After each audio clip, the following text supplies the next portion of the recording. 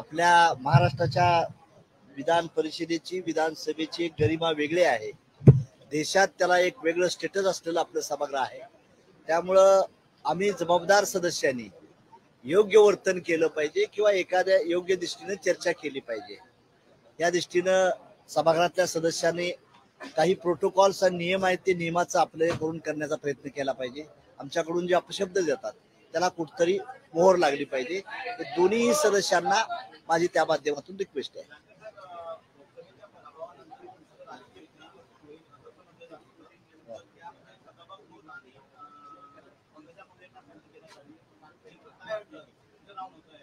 काही नाही, माझं काही तसं नव्हतं, म्हणणं नव्हतं, कारण 2 टर्म मी विधान परिषदेत घातलेले आहे।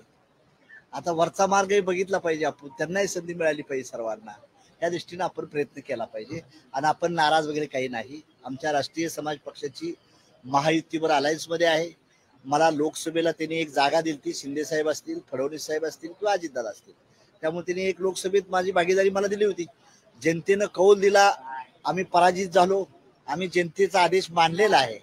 त्यामुळे पुन्हा राष्ट्रीय समाज पक्ष कसा वाढवता येईल आणि महायुतीची सत्ता या राज्यावर पुन्हा कशी प्रस्थापित होईल यासाठी मी प्रयत्न करणार आहे। मी स्वतः कधीच विधानसभेला उभा राहणार नाही, पण मी माझ्या पक्षाचे आमदार निवडून आणण्यासाठी गुड न्यूज असेल आणि डेफिनेटली मी चांगलं काम माझा पक्ष करेल, त्यावेळेस जनता मला आशीर्वाद देईल अशी मला अपेक्षा आहे।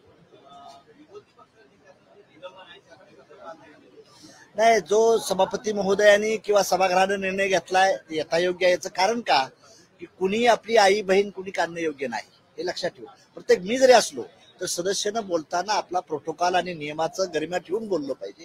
ही भूमिका होऊन जो सभागृहाने निर्णय घेतलाय ते यथायोग्य योग्य आहे।